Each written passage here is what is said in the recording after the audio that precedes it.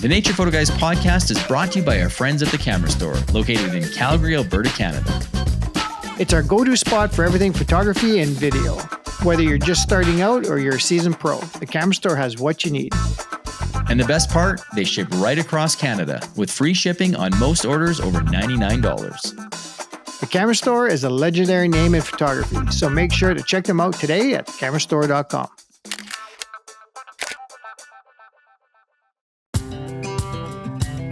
Welcome to the Nature Photo Guys podcast, where we talk about nature photography, from gear to our philosophies and everything in between. So grab a cup of coffee, sit back and relax. You're listening to Joe Desjardins and Chris Gibbs, the Nature Photo Guys.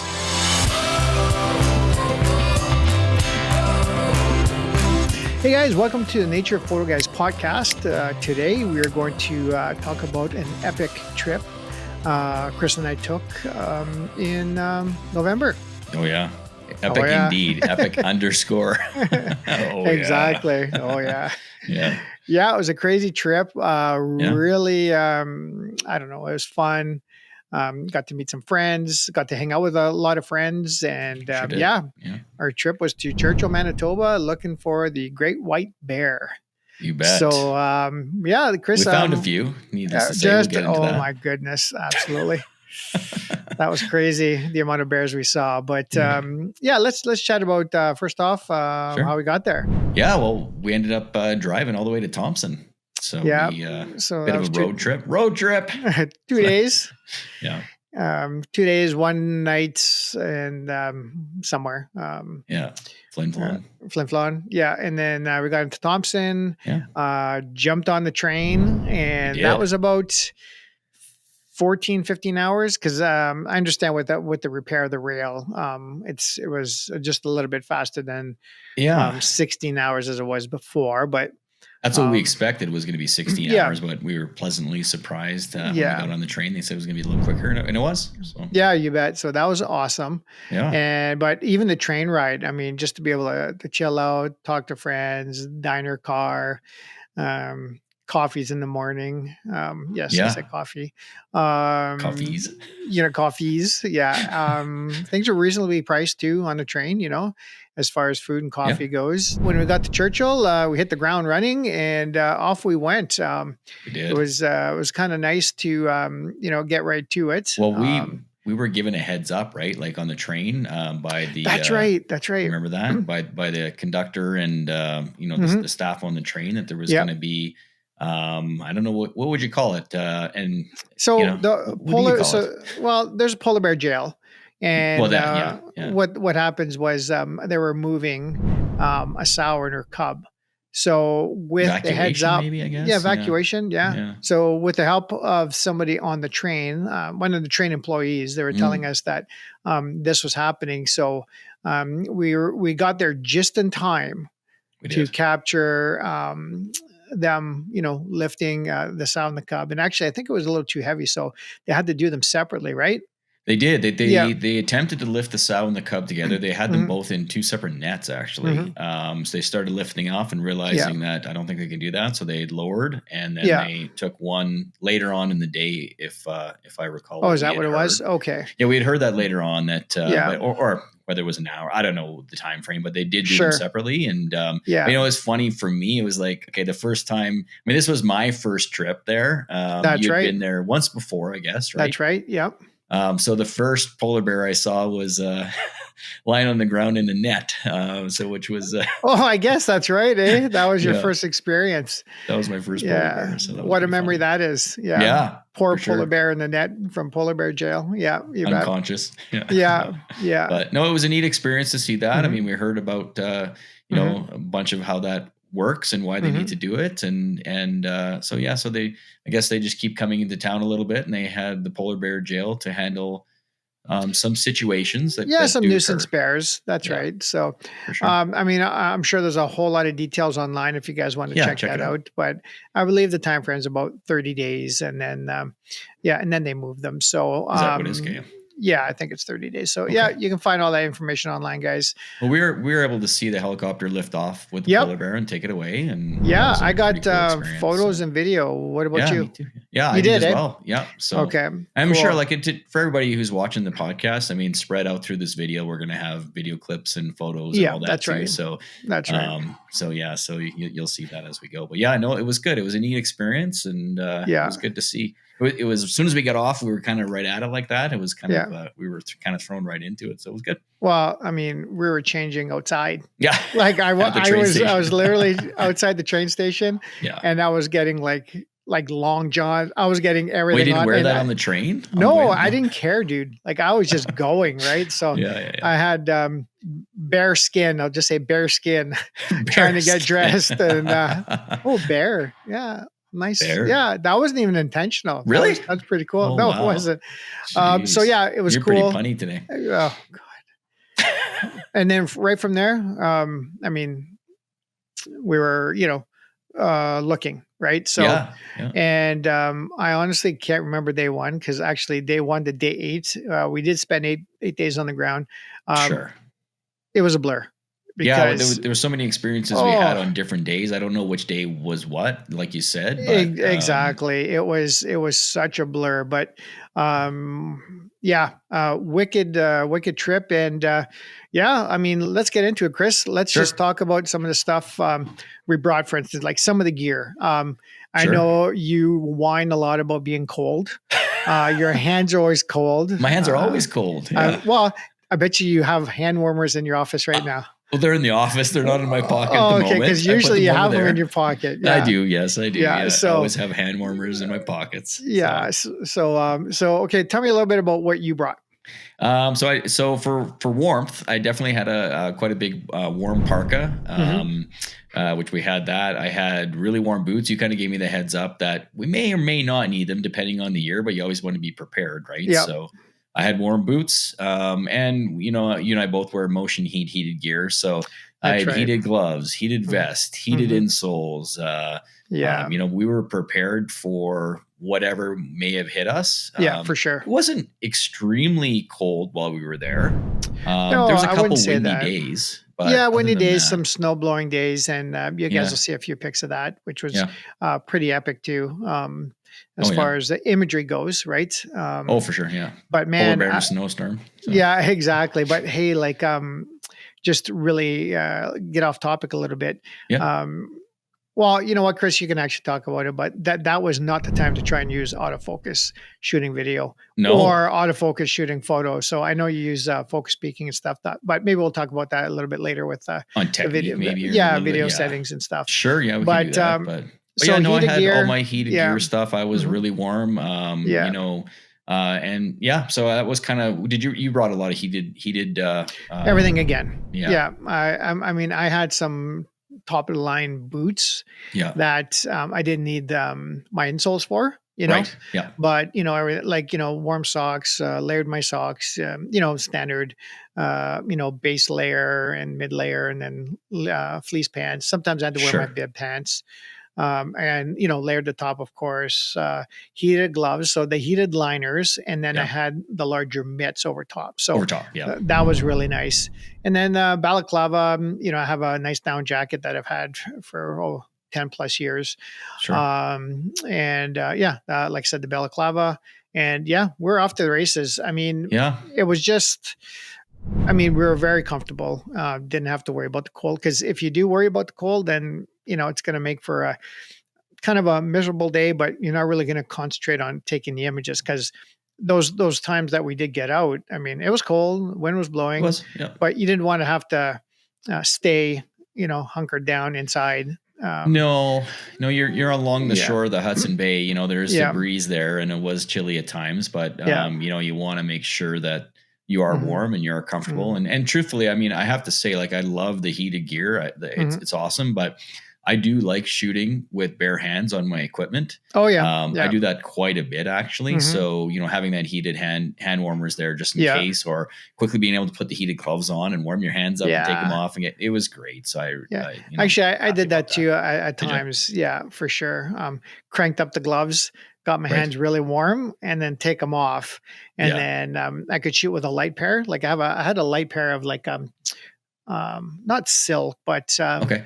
they had the finger Oh yeah, like touch sensitivity. sensitivity Yeah, or whatever. touch Yeah. sensitivity, Yeah. and like rubber grippies on the Oh yeah. inside, so Sure. Yeah. it was good. So yeah, I mean, we made things work, you know We what I'm did. saying? Yeah. So Oh, that for kind of sure. stuff. So Yeah.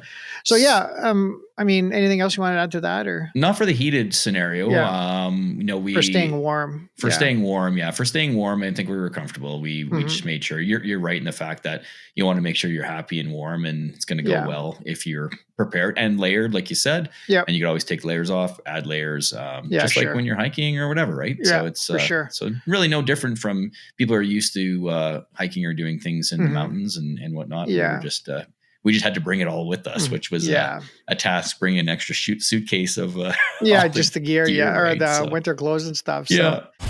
Hey everyone, our Wonders of Waterton Nature Photography and Video Workshop is happening June 5th to 8th. Don't miss this chance to learn and create in one of Canada's most beautiful parks. Spots are limited. Register now at thenaturephotoguys.ca. Now, did things change much as far as your camera gear? Because I noticed myself, it was pretty much all the same standard stuff, just a bunch more batteries, That you brought? Yeah, and kind of got a few more cards just in case, right? Because we did at night download all our content, so we could refresh our cards, which is always, and then I do that all the time. reformat the cards. But did you bring anything extra as far as as far as camera gear goes, or was it pretty much standard? Well, I left a couple lenses at home. I kind of narrowed down what I thought was necessary from the lenses. I mean, I've a bunch of them, so I did bring my 400 2.8, 1.4 teleconverter. I brought those. I brought my 100 to 500, so I had that with me, and I did have a wide angle, 16 to 35. Perfect. I think I did get a new 35 mil RF lens, so I brought that along with me too. But that's pretty much it for the lenses. I didn't bring anything else. I wanted to be prepared for Aurora as well. Sure. Unfortunately, it was cloudy. Well, every night was cloudy. We didn't get a chance to see Northern Lights at all. So that's kind of what I did on the lenses side, and the batteries. Like you said, I brought a ton of batteries. The one thing I do have to say that on my gear that I did leave was I use an Atomos Ninja screen, which also records to an SSD in the screen. And with the temperatures and running around and the amount of gear we had to bring, I did end up leaving that at home. I didn't bring that with us. I knew there was going to be, so I knew there was going to be a lot of handheld shooting scenarios. For sure. From inside vehicles and whatnot. So I kind of left that at home. So I didn't want to bring with the cold weather and all that kind of stuff. You bet. Just another piece to deal with, right? It was. So I had lots of batteries. Not my huge big rig this time, but I was definitely prepared with, I always have tons of memory cards and CF Express cards and all that kind of stuff too. So, and what about you? Did you bring all the lenses and stuff? It's pretty much the same. I mean, I had my 500, my 1-400, and then I had my 24-70. That was about it. Didn't need much. My 24-70 is an F4. I wouldn't say downgraded, but I actually used to have the 2.8s, but I went to the F4s because I didn't need the 2.8s anymore as far as portrait work and everything goes. So, so it was still sufficient for Auroras, if something did come up, right? And then, just a lot of batteries, memory cards. What else? Just your standard photo gear, because realistically, I mean, in the mornings, we basically lenses are out, adapt to the cold.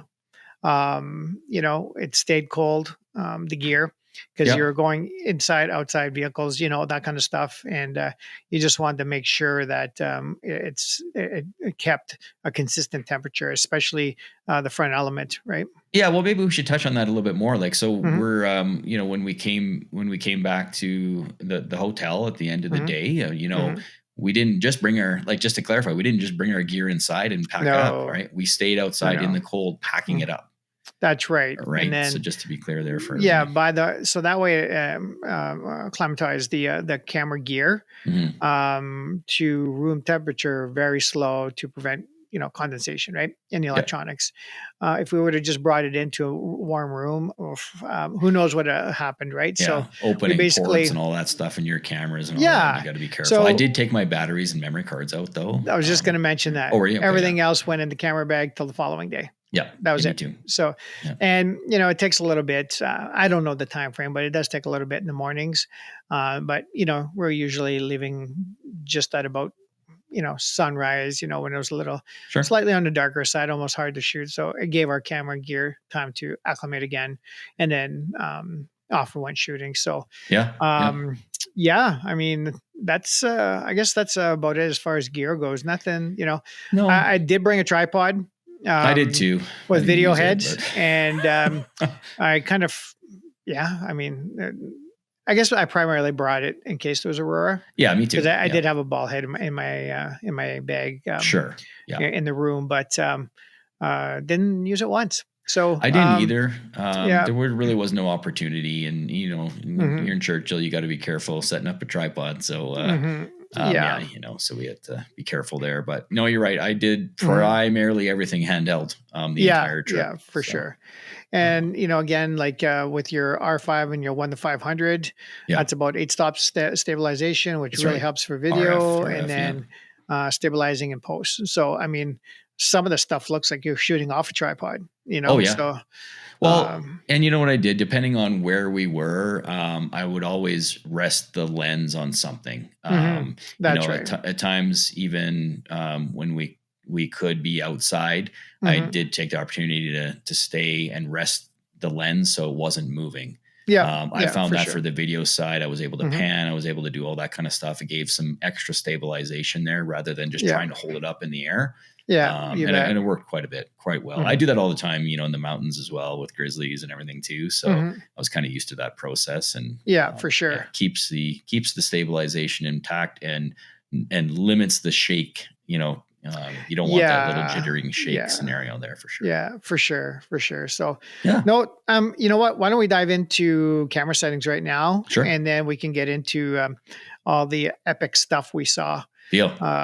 So camera settings for me, and then how about you shoot the video stuff? Deal. Okay. Camera settings, pretty much the same, guys, as every other kind of large mammal wildlife encounter. I like to shoot wide open.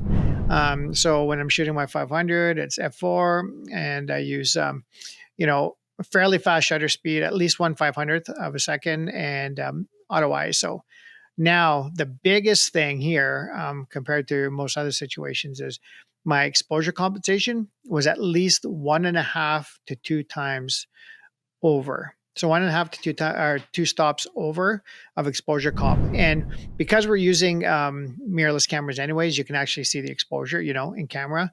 But I basically had it set like that the whole trip. And then, depending on light, I would try and increase my my shutter as fast as I could. Based on, watching the ISO, of course, and, having that not get too high. Cause, we had, ptarmigan flying, we had, foxes running, and, so, faster shutter speed, the better there. And then at times I would adjust from say F4 to F8, or, if we're trying to get a little bit more detail in the background, right? Like the Ithaca or something like that. But that was primarily it, animal eye focus, 20 frames per second, image stabilization, active. What else?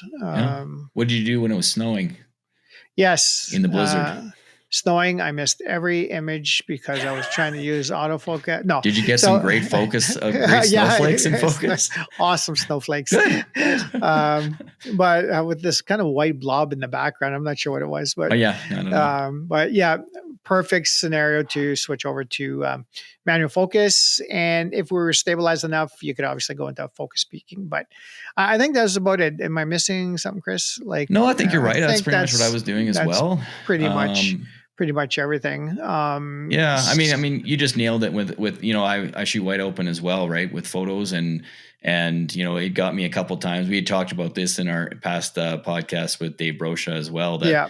I should have been an F8 when I was photographing the polar bears with the Ithaca in the background, so you Sure. could see Or it. But 11, at the end of the day, F8, or 11, F11, yeah, whatever. But at the end of the day, you can still see that it's the Ithaca in the background. That's and right. Just focuses on the polar bears, and you can see them. That's right. Tells a story and their location and all that. So it's still fine. But yeah, that definitely came into play quite a bit. And then the snow. I mean, we were constantly the days that it was windy and it was a blizzard. How many lens cloths did we go through? Oh, that's right. I forgot about that, guys. Pack your pockets with lens cloths, because we were like especially if the wind, it was a crosswind. And I mean, you look at these, I don't know, hang on. I got you large here. Let me just go like this. So you could see there, that's a lens hood. So that was basically a snow catcher, right? Oh, yes. So you would have like the, like a bank of snow kind of on the floor. So we're taking our hands, trying to scoop it out, and then trying to use a lens cloth and a brush and just everything like that. But then the thing would be wet. And you throw it on the dash, but guess what? You're not using heat. And so, we're just going through lens cloths to try and keep that front element clean and fogging up, because, warm hands, like whatever it was, right? So I forgot about that. How much fun that was. Yeah. The lens hood did come in handy though, because it did block a lot of the snow that would have hit that. For sure. Right? So, for sure. But you're right. We had so many wet lens cloths, and there was a couple days that were just like, oh my goodness, can it stop? Just because we were constantly wiping. And I went through a pack of lens cleaning paper, remember? Oh, I do. And then I was handing them out and stuff. And then I got into the second pack. So tip, couple of packs of lens cleaning paper, a bottle of lens cleaning solution that's got the fogging like anti-fog solution, or something, anti-fog solution in there, and a crap ton of lens cloths, and you should be good. So I forgot about that. Yeah, and towel. I guess the odd towel would be come in handy too, or like a chamois or something towel, like that. Yeah, just to wipe off the camera. I mean, we both use kind of like what would you say, weather resistant kind of gear, right? Cameras and lenses, but it does get wet, and it's always nice. I like to dry it off as soon as I can, just to get the water off the cameras and lenses too. So. And I did bring a lens coat, lens cover. And I don't even think I used it. I think just all my gear was exposed, but mine was awesome. You know what I mean? So it did. A lens coat cover would have been ideal. Well, I shouldn't say ideal. I did bring it. I just didn't use it. So it's one of those things. But something else you may want to add to the gear list, something to protect everything, right? So well, and I don't know if you feel the same way. When I'm set up, in the fall, when you're like photographing elk on the tripod with the lens, putting the lens coat over top of it is one thing, but doing it like handheld and trying to get it over and trying to finagle with it a little bit. And I don't know. I just I don't know. I just try to make it as easy as possible. I definitely use it, but just not always. So. Yeah. We just want to take a quick break to give a shout out to our title sponsor, The Camera Store in Calgary, Alberta. The Camera Store is where we go for all our photography and video gear. Whether you're a beginner or a seasoned professional, they've got you covered. Plus, they ship right across Canada with free shipping on most orders over $99. You can find everything you need at thecamerastore.com. So why don't you go into the video settings and the different modes we used? Yeah. Sure. Yeah. So it really depended for me. I mean, you can speak to this too, Joe, on the video side after. But for me, I definitely used 24 frames per second, 120 frames per second, 8K, 4K, all different scenarios. And why I did that was because in the distance, if the polar bears were further away, slow-mo, okay, you can see like this small dot moving around in slow-mo. It wasn't really necessary. But with going into 8K, I am able to now crop in to create an amazing 4K image and get even further into the scene and Sure. still keep the quality. So I Mhm. used 8K quite a bit Mhm. in 24 frames per second, Yeah. which would be regular speed, like cinematic speed for Mhm. people.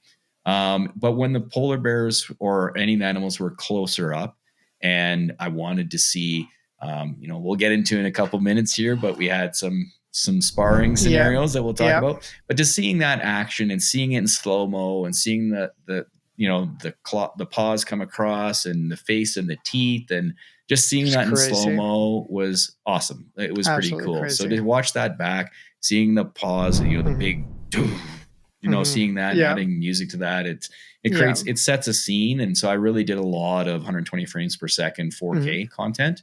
Mhm. So I was doing that quite a bit. So I was going back and forth, and really also depending on the lighting situation. When the light was fading and it was getting close to darkness, or when it was just coming up from dark, I didn't Mhm. do 120 frames per second, because when I do 120 frames per second, my shutter speed has to be 1/240th. That's right. So what I did was, to allow more light in, I would shoot at 24 frames per second because my shutter speed only needed to be at 1/50th to create the That's right. cinematic quality and the smoothness and all that. Yeah, for sure. For So there was sure. a lot of that. I did pull in and out the variable ND filter depending Mhm. on when I needed it for that, Mhm. to keep my shutter speed where I needed it to be. Yeah, you bet. But yeah, so that's pretty much what I did. Like I said, I did a lot of slow mo stuff. I did a lot of regular speed stuff, depending on the light and the Mhm. distance that the animals Mhm. were at to us, I guess. Although, and I do have to say, there was times I did pick up my iPhone as well. So Oh, for uh, sure, for sure. So you mentioned 4K, 8K. Now, yeah, the R5 only shoots 4K. the R5 shoots 8K as well. Yeah. Oh, it does. So Okay. yeah, the R5 shoots 8K. I have an R5C. Mhm. My R5C is a cinema, Canon photo Mhm. menu hybrid camera. Mhm. It does not have in-body stabilization in the That's right. camera, but the lenses, that you would Mhm. attach would. Mhm. Um, I, to be honest, I don't use that a ton handheld because of that stabilization Mhm. scenario. So Yeah. I was primarily using the R5 most of the time, Mhm. shooting. And so when I do shoot 4K, it basically, I have a setting on the R5 that it basically is oversampling from the 8K. So it's I see. basically Okay. taking the look and feel and the quality of 8K and still but creating the 4K. It looks a little different than if you were just to shoot 4K Okay. Yep. primarily. It gives a better, higher quality look to Mhm. it. So I do that a lot. I mean, it does add, there's a lot of file scenario. Your files are bigger. Be prepared, Mhm. especially on 8K. Your files are massive. Mhm. And we could say that I came back with 3.5 terabytes of content. Oh, is that it? Wow, you That's got that me it. beat. Yeah. Yeah. So yeah, so you definitely have to be careful with that. Yeah. But yeah, so from the video side, I was jumping back and forth on a bunch of Mhm. scenarios there. What, you as Sure. well, or what Oh, did you do in the video? exactly the same thing. Yeah. Yeah. Okay. And mainly the reason was because I'm thinking, oh, Chris is probably shooting video. I got to shoot video. So I was just like, I was like, and because we shoot on silent shutter, I had no Yeah. idea when you were shooting photos either. Yeah. So I had to keep switching back and forth. I'm like, oh no, this would look epic, Totally. but There was times you were going like, Chris, are you shooting video right now? Are you shooting video? Okay, good, because I'm getting the photos, or vice versa. Like, yeah, we were yeah, making for sure that we sure. were getting Yeah, scenarios right. it was so fun. Yeah. But and we mentioned this before, the struggle is real. Do you shoot photos? Do you shoot video? Right. Mhm. So, Yeah, and we had that there, of course, but we ended up with a bunch of great photos and great videos. So, we did. um, super stoked about sharing that with you guys on here and on social media. We haven't shared all that much on social media yet. No, truthfully, But because I haven't got through much of it. yeah, yeah, uh, yeah. No, and the same. I mean, I got through a few sure. folders because the Oh way yeah. I import my stuff is through Lightroom and specific folders, right? So Yeah. it'll have like my first folder would be, 1101, 2025, 1102, 20, depending on the day I shoot, right? So I was Okay. just going by day, right? You know what I mean? Okay. Yeah. So Yeah. I haven't really gotten to like through it all, right? Sure. So Yeah. Yeah, I'm I've sure called there's some everything fun down, but stuff. I haven't really edited a ton yet. Oh, So I on the see. photo I see. side. So, and I've Yeah. been going through the video clips here and there and Yeah. cropping them, because what I do is I go through all the video clips and mark in, mark out. This will be a good clip. Mark in, mark, and go through that, and then I can then start working on those clips. And originally, I thought I'm going to get through them all and then start posting some video stuff. But by the time I get through them all, it could be 2026. So I thought, I'm going to just post the odd little video. And I made the odd little compilation as well. For sure. But I'm hoping to do something longer later in the year. So. Yeah, for sure. Yeah. So maybe we should talk about some of these encounters we had. Sure. They can be random because we don't know what days things happen. That's right. So, I mean, we obviously saw gorgeous polar bears. We saw lone polar bears, walking the shores of the Hudson Bay. Kind of in front of the Ithaca, some cool stuff like that. We saw a sow with 2 kois, right? We did. Yep. We had saw some good time with them for sure. Yeah, of course. Hopefully we'll be posting some photos and maybe videos of that. And we certainly did, kind of the trophy shot. We did the environmental. We did everything. Of course, I talk about that all the time, especially the environmental stuff and telling a story. Oh yeah, yeah. But we did do a lot of that. So. Telling the story is important for sure, especially in the location we were at, for sure. Sure. I forgot to mention this earlier, but like, growing up, in school, learning about the Hudson Bay and all that. It was surreal being actually on the Hudson, let alone the polar bears, but being alongside on the beach of the Hudson Bay. That was surreal to me. I don't know. I just keep talking about that, but that was pretty cool. So and then be able to see the polar bears and stuff that you've talked about for years, and I've heard friends of ours talk about too. It was neat to finally see that kind of stuff. And for sure. And I mean the interactions with the bears too. I mean we had them, laying down. We had them, sleeping, playing, rolling around. Chasing each other. Chasing each other. We had epic sparring days. I mean, multiple days of epic these 2 guys days. were just giving her, and I mean that was the ideal scenario, right, for the 4K or the slow-mo, the 120 frames per second 4K, right? Yeah, exactly. I mean, that was I really wanted to see that, seeing the snow flying and all that together in 4K. 120 frames per second, slow motion. It really shows. You can see the muscles in in the bears and the snow flying and the claws. And so I've noticed on social media, a lot of them have it running real time, and you could really see how fast it was in some of these strikes and stuff. But maybe let the listeners know, even though you're shooting at 120, as long as you're on the right timeline, you can certainly speed that up to give you standard. For sure. Standard motion, or what would you call that? Like I guess real time. Speed. Regular speed, I guess. Sure. Yeah. So I mean, that's exactly it. I mean, when we're watching, depending on the camera, I'll have to say, when you're shooting 120 frames per second, some of the cameras play it back on your camera before you've copied the files at 120 frames per second, so you can see the slow mo. Other cameras, depending what it is, it's not. It's regular speed. You have to transfer the files to your computer. If you work on a 24 frames per second timeline and you drop the file in, you can slow it down so you can actually see the slow motion, or keep it so you can see the regular speed as well. Exactly like you said. Good point, Joe. Yeah. Okay, cool. Yeah. Wow. Look at me talk video. Yeah, good job. So you get the best of both worlds, I guess. At the end of the day. For sure. If you want to export a regular speed, if you want to export a slow-mo feed, you got both options. So. And I think that's why I probably shot about 90% of slow-mo. 100. Yeah, because I didn't have a whole lot of far stuff like I did, and like you'd mentioned, sometimes 24 frames, but I tried as much as I could doing the 120, just so I had that option. Yeah. There was definitely times when the polar bears were at a distance. Like I have one clip that, at one point we were quite further away. We actually saw the mom, and I can't remember if it was the sow and the kois. I think it was walking across in the distance and walking past the Ithaca in the background. So I did 24 frames on that one in 8K, so I could get in further to set the scene, so I could see that. So, but when they're closer up and being able to see the slow motion, to me, that was key as well. So for sure. We also had a really cool interaction with a polar bear and the fox. We did. Yes. Yeah, so that Yeah. was cool to see, the fox taunting the bear and the Totally. bear kinda chasing the fox, and then kind of a showdown, and, I did post one photo. No, I haven't even posted that yet on social media yet. No, you posted No, somewhere. I think I seen it. yeah, I uploaded it to the CanGeo site and actually Oh, put it okay. as their banner photo, Right. for a Right. week on Facebook, I think it was. Okay. Cool. What was Yeah. kinda funny is, like, a lot of the photos that I've put up there, I Yeah. haven't shared yet on social media. I was just, putting it up there, like, the content, right? So Sure. Yeah. so I gotta get that on there, but we certainly had. Now, did you get any video of that?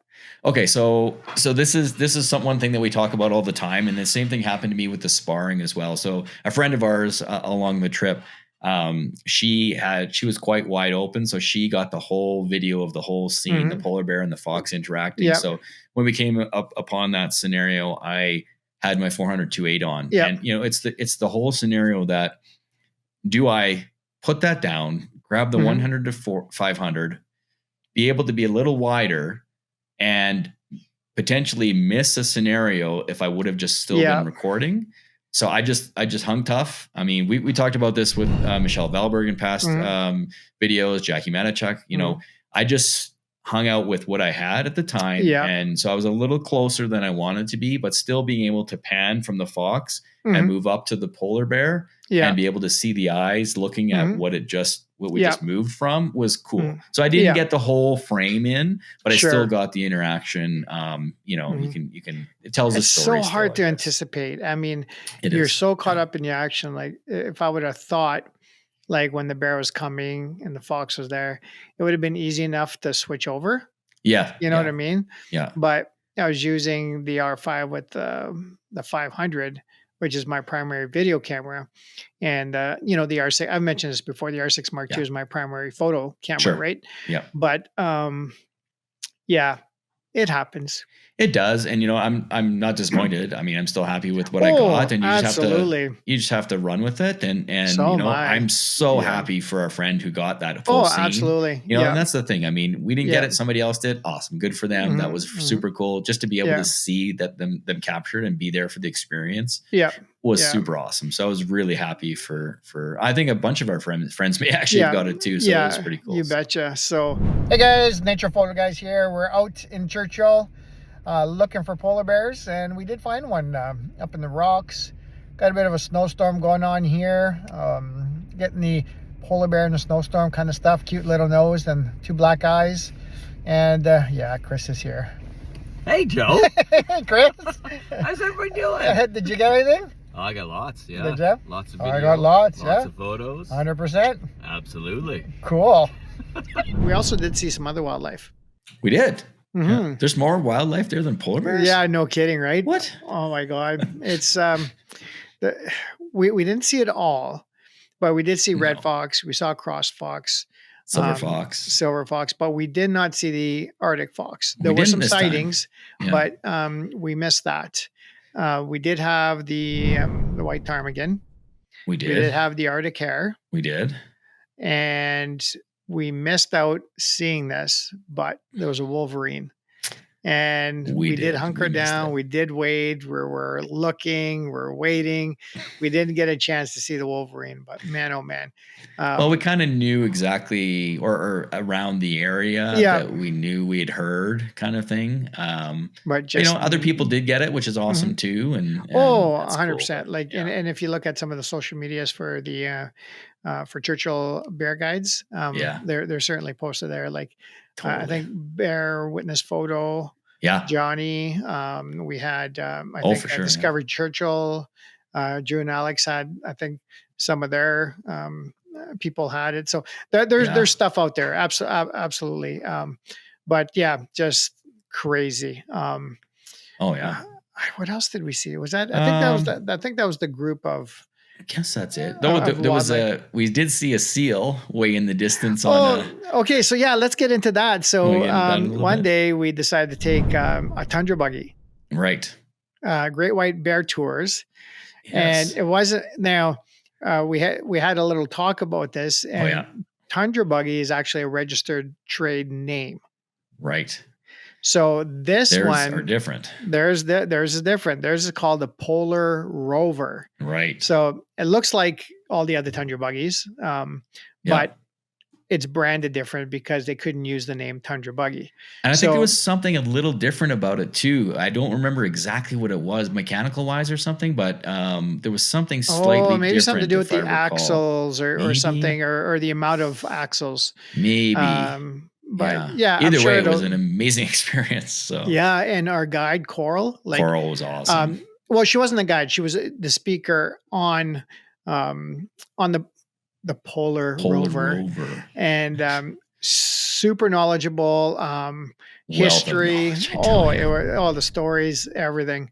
And I mean, we had some epic encounters out there, and it was really cool just riding in that machine and having, when we stopped, having the bears come up behind us and under the grate, like of the Rover, because there's an extension off the back that you can go outside. It's like a deck on the back. A deck, and then it's a steel grate.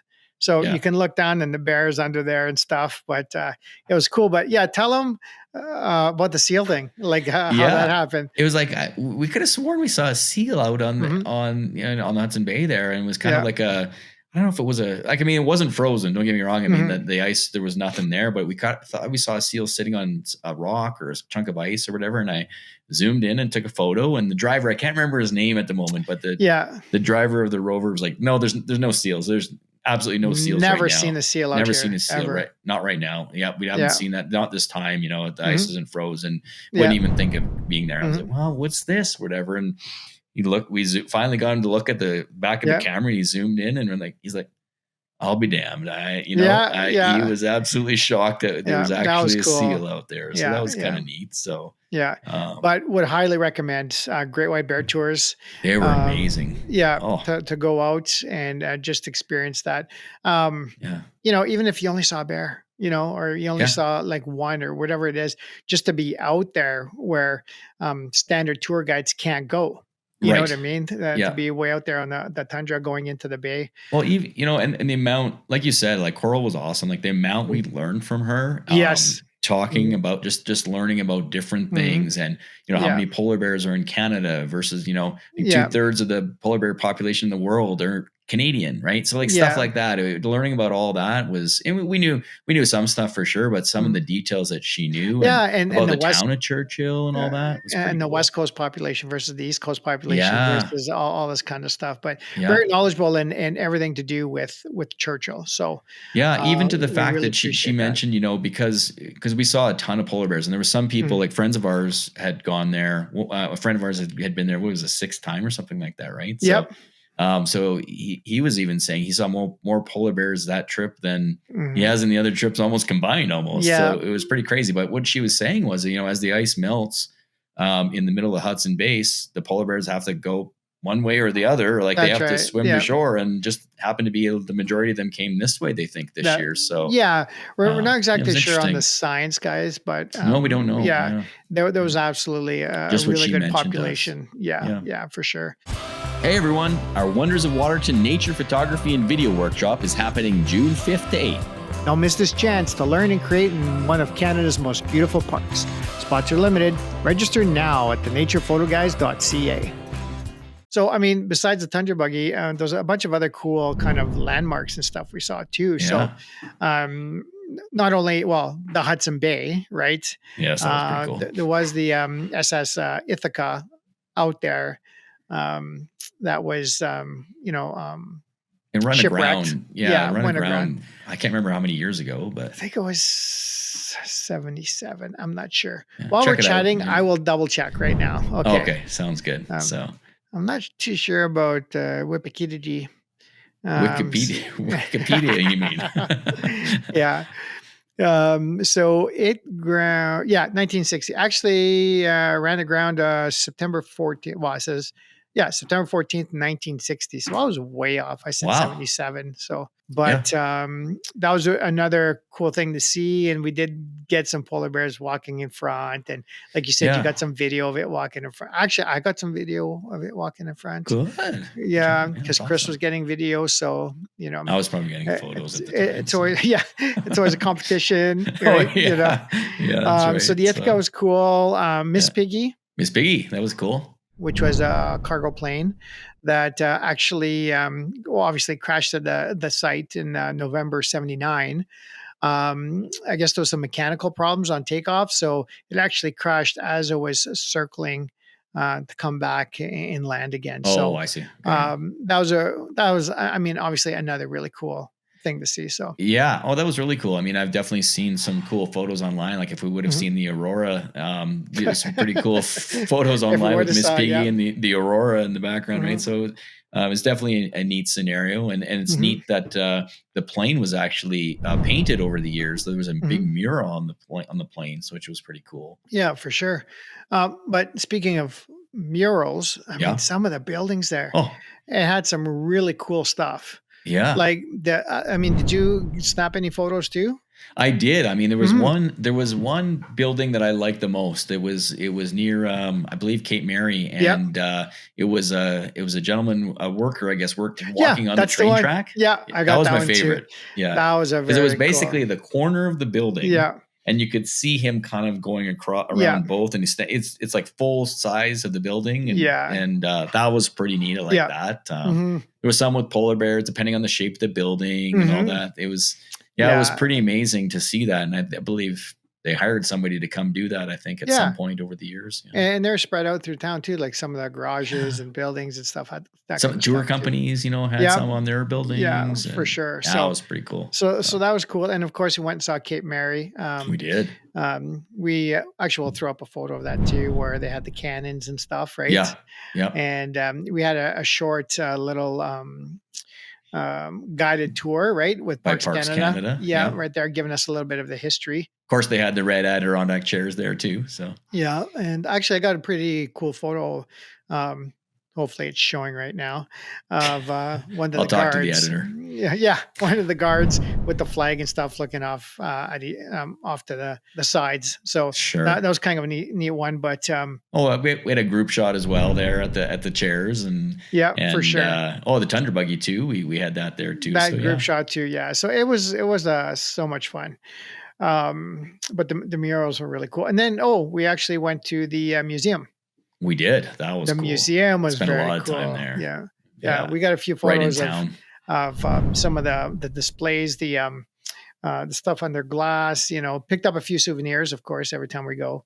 For sure. Yeah. I mean, not every time. I mean, this is the second time I went, but every time I go, I picked up something too. Sure. It's the first time, I guess. Picked up a few souvenirs, and we actually I got this hoodie. It was at the airport. Yeah, right? So I got this at the airport as well. Yeah, so these are very, very cool hoodies. That is very cool. Yeah. There was a lady there who was selling them. I can't remember her name at the moment, but she designed them. That's right. She designed all the stuff that she was selling, and it's we're wherever we go, it's always great to help support the community and support local. Support local. So we made sure we did that, and that's it. I mean, we ate at local restaurants. We bought food at the grocery store. Always, it's just. Yeah, we tried to support, obviously, whatever else we could, absolutely, could buy there. So I actually, at the Trapper store, this is kind of silly, but I ended up with 4 bags of rabbit fur. And so, I forgot about that. So they use this stuff to, make their I guess mittens and trims on slippers and stuff. But because I tie flies, it was like I got these massive bags of rabbit fur, and I got black, I got white, I got mixed colors and everything. So I took 4 of them home. Well, you didn't buy them at the same time. You came back a few times. I know. I was just like, here comes their rabbit fur guy again. Yeah. Well, I was wondering if they had other materials, and they did have other materials, but it was a little bit on the pricier side for what I was going to use them for. Sure. because, you could have had this Arctic fox, like, hanging or doing like this, or, doing something with it. Right. But Yes. Yeah. I Yeah. had, I was hoping there'd be like another bag of some miscellaneous, like different, Sure. different skins. But, Yeah. so I ended up with that. And I mean, just to add to my collection of fly tying materials. Right. So, Sure. Yeah. You said um, you're a master fly tire, I guess, aren't you? That's right. I wouldn't say master. I've been Well, you're fly pretty tying darn or good there, sir. tying flies for, I started when I was probably about 12, 14, something like Oh, that. like So 50 some years ago. nice try, buddy. 35 to 40 years Oh, ago. oh, So okay. yeah, Sorry. yeah, yeah. Um, No, you know I've what? seen them. They're amazing. Yeah. So you're a And master to well, me, thanks, sir. man. And I guess I should maybe mention a little plug here that soon Yeah. I'll be having, a website with my fly tying and possibly a YouTube channel with it. I mean, that's still in Yeah. discussions with myself. Yeah. and because we are getting super busy with the Nature Photo Guys podcast and Oh trips yeah. and everything else. So yeah. No. So yeah, that was just a little segue. I mean, kind of a random, Stay tuned on that one. yeah, random chat. But You bought something else there too. It's sitting on your desk. I can see it right now. oh, They're yeah, walking across your desk. Yeah, I got these cute little guys. I got these again, local store, local souvenir store, saw with their two little cubs. Again, That's cool. supporting local and that kind of stuff, right? So, Yeah. very, very cool. So, I don't know, Mr. Chris. Yeah. That But kind of wraps things up. Well, I wouldn't say wraps things up, but man, it was an amazing trip. It was an amazing trip. I mean, I guess at the end of the day, we had a lot of fun. We, even the dinners, I have to say, I mean, Oh my God. have Yeah. some So, food scenarios there that we're posting a few of these pictures are we? because, Okay. oh yeah. Cause give them a little bit of a heads up. Oh, I have some, allergies and intolerances and just a few. So I try to eat as basic as possible, especially when I'm on a trip. So, yeah. So I always end up having a plain chicken breast. So, the restaurants were very accommodating. They're awesome. And of course you'll see everybody's plates are full of food and I got this little chicken breast on my, but I was happy. It was awesome. Some of them added a bit of lettuce. They did. To spice it up. Yeah. They did. Yeah. Or to dress it up, not really spice it up. That was getting a little edgy there. It's just hard water, really. Lettuce. So, oh, yeah. Totally. I'm a meat potatoes kind of guy, but yeah. So, but what I also wanted to say, it was interesting. There was one thing when we're walking around town, you kind of had to be careful because we had heard, polar bears are in town too, right? So they can come into town. Yeah. I mean, so there's a polar, I can't remember what they called it, but there was a, somebody driving around monitoring the polar bears. Yeah, polar bear patrol kind of thing. Yeah. And at 10 p.m. at night, there was an alarm that went off. It was kind of like the curfew alarm. And it was almost like, is that what it was? Well, the alarm was going, what I've heard a few different things. I've heard it was a curfew alarm for younger, non-adults. Okay. Or it was also to signify the polar patrol people were kind of done for the night. So I don't know exactly, but at 10 p.m. every night, the siren would go off. So the first night when I was there, like, what is that? Yeah, for sure. So so that was kind of neat. So we'll have to look that up one day. But yeah, no, it was amazing. It was neat. And it was neat to see how other people lived in the town. Like the school, for example, the playground had a big fence around it. Assuming it was electrified, you got to protect. Assuming, we're not sure, guys. I don't know, but just to see the town and so don't kill us in the comments. You'd let us know. But to see the buildings and to see how people live there and whatnot, it was pretty neat. And the old port too, the shipping port. That's no longer. I mean, it's still there, but hasn't been used in. Again, I'm not sure how many years, but some of these details we don't know. yeah, for sure. Well, some research you did, Chris. Come on, man, oh man. We should have had this all on our Trello board here. I guess so. Fair but enough, I think it was more about our trip and our experiences and that sort of thing. Because I'm sure you can do another long video just on the history of Churchill. 100%. Yeah. So it was cool. And then I mean, awesome train ride back. Got some epic photos of you falling asleep, so that was cool. We'll have to post one of those. I'll make sure the editor doesn't put that. Yeah. So 8 solid days on the ground. Took our time getting there, going back, just having fun with our friends. Yeah. Didn't it feel though like the drive back was like double the length because it's like the trip's done and you're like, it's like how many hours? 12. How many hours? 9. How many hours? 8.5. How many hours? 8. Like, we got back my like, God. okay, we're done driving. So, yeah, for sure. So it was fun though. I mean, we couldn't have asked for better weather driving there. Yeah, true enough. Yeah. I mean, when I went in 2016, it was an absolute blizzard. Had to pull over and sleep in the vehicle because it was just one of those, kind of scary moments that, you just have to, adapt. You gotta be careful. Endure. Yeah, for sure. But again, hey, fun memories, right? Memories. Yeah. I can remember that very clearly. So, for sure. Yeah. Always a fun time. So, but no, it was awesome. I also like to thank our friends. We had a lot of fun with our friends and they made the trip. So it was, a great time. And it was, they become better friends even now, right? So because you got to know them even more. So we got to see one of our buddies too. We did. That is on another podcast, Beyond the Wild, and Mr. Raycroft, and we'll be heading up with him in October somewhere. So stay tuned for that. Yeah. So looking forward to that epic trip. I know I'm saying epic a lot, but the stuff was epic. But they are epic. Yeah, exactly. And until we can find another word. We'll Google it, or Chat GPT it.